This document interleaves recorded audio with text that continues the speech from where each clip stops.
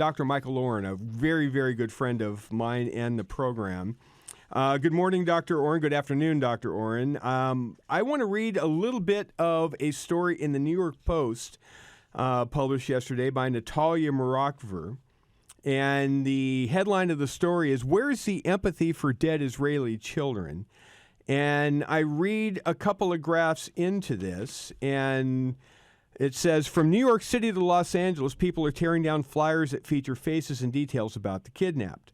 Some claim they are keeping the city tidy, but they don't mind the yoga studio and handyman flyers left behind. There's no empathy for the missing Jewish children. Former Israeli ambassador to the U.S. Michael Oren notes, quote, Hamas uses and loses hundreds of Palestinian children each year digging its tunnels, end quote. There's no compassion for these children either. Could it be that empathy for innocent child victims is now politicized too? Michael Oren joins me, and he did. I don't think you even remembered you gave that cut or that quote. No, it was taken from an article I wrote. And, okay. By the way, I also say it. I say it on every interview I have. First of all, good to be with you, Dwayne. Hi. Everything you know about human decency, about civilized behavior when it comes to Hamas, you got to throw it out the window. Everything. They just, they find a rocket launcher yesterday in the middle of a playground. I saw that. Ari Fleischer put that picture up. Yeah. Yep. So that was in the Israeli press, and but nothing surprises us. Zero. They take Palestinian kids and they send them into the tunnels. The tunnels collapse. They die. I guess we hear that I was working on the Gaza project for Gaza for the Israeli government. We had something like 300 kids who were killed. They don't care. So, what is the mood currently as we enter into month number 2? As of tomorrow? Again, I say this to every week to Hugh too, is that it's grim determination, and with the emphasis on the grim. It's we just learned about 2 people I knew who were killed. It's a very small country, okay, and there's maybe a half a step of separation here, and learned about one of my best friend's son's best friends was killed yesterday. He was a reservist, 32 years old, with 2 children. His wife is pregnant. Kind of a fabulously talented musician. And my friend told me, get this below this, Dwayne. He says, this is the only man who ever contributed 2 kidneys, once before he died and once after he died. Because he volunteered to give his kidney up. Didn't even know he was giving it to this human being. And then yesterday they took another kidney from this. He died of brain death. So, that's the kind of thing we're living with every day. And then we have the rockets. Last night we had 2 major barrages. And then meanwhile, the terrible thing is that we're hearing the stories about wave after wave of anti-Semitism in the world. And I've had friends call me from the United States, and these are tough people. These are journalists, people who have been around, people in Washington, call me up and burst out crying because it's so bad. And that's terrifying. That's worse than what's going on here, to tell you the truth. You see, I'm glad you said that, because I felt like if I were to talk about the anti-Semitism being worse than the attacks, I'm minimizing the attacks, and I don't want to be caught doing that. It's not the attacks of October 7th, but I'm saying this is what I've heard repeatedly from people, is that they feel safer here than they feel in the United States right now, or certainly in Europe. There were protests in D.C. over the weekend. There was a huge anti-Israel protests over the weekend. It got to the White House. There was a pro-Palestinian, pro-Hamas crowd that were climbing and rattling the fence of the White House. They smeared blood on one of the corner posts of, I think it was the north entrance, maybe, basically saying you've got blood on your hands. They were engaging to a degree with the Secret Service. It's just this is not just academia. This is not an academic exercise where you've got a bunch of ill-educated students that are doing this. This is now happening in open society.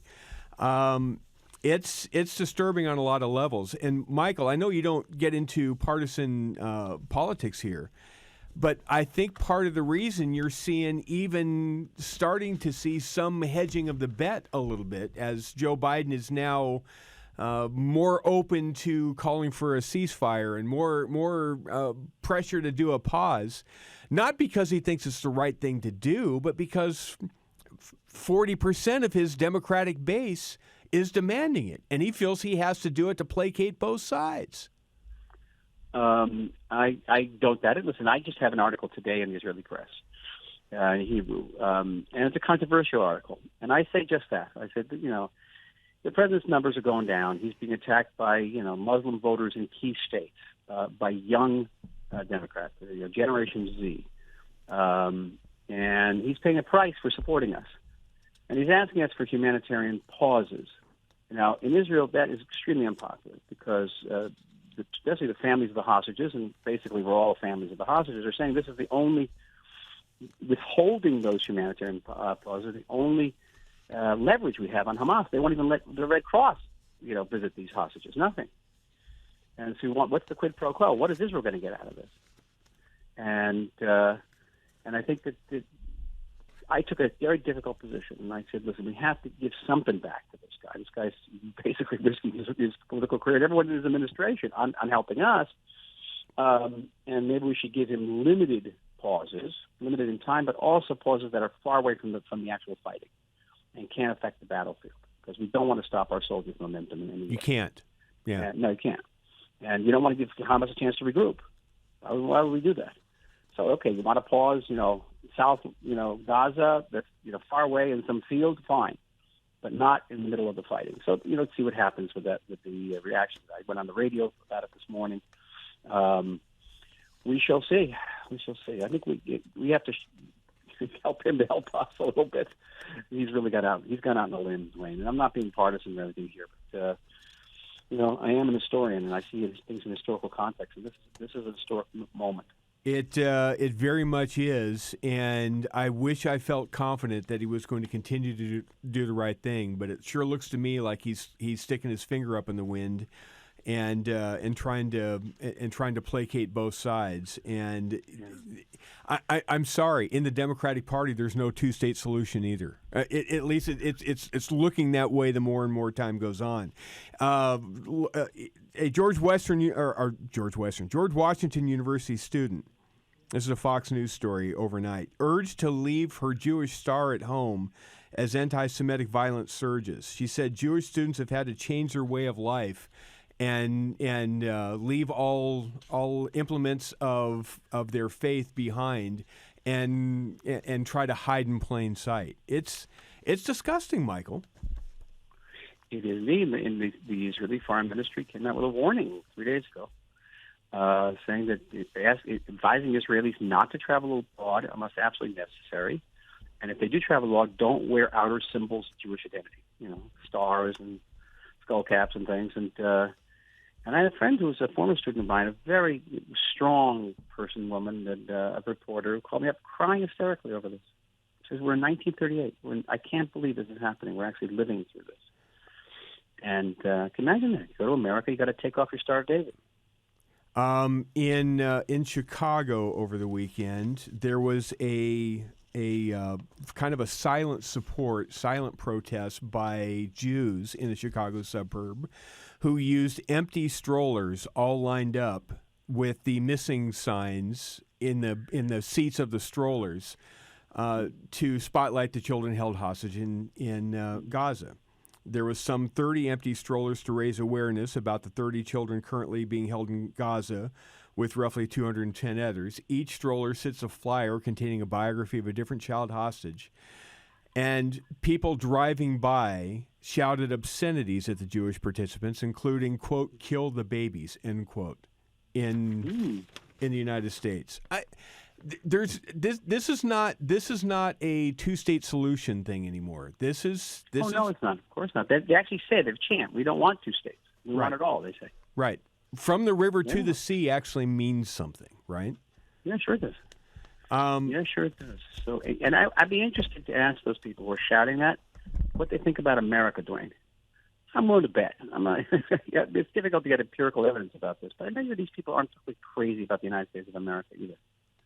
I would venture to say that's probably the case with a lot of them. As we kind of wrap things up, I want to talk about the attempt by the U.S. government to conduct negotiations with Hamas over the hostages. Now, CBS News, as of 5 days ago, said that there's upwards of 500 to 600 Americans that were in Gaza that technically can't get out of Gaza. They're not being called hostages, but they're not allowed to leave. So to me, that's hostages. But if we're trying to negotiate, for whatever reason, the Hamas is not letting them out. Yeah, I can't imagine. Just scheduling delays, I guess. Who knows? But if you've got that many Americans and we're now, quote, negotiating with them, we're rewarding the bad behavior from the last time we paid for hostages, and then the time before that when the Obama administration paid for hostages.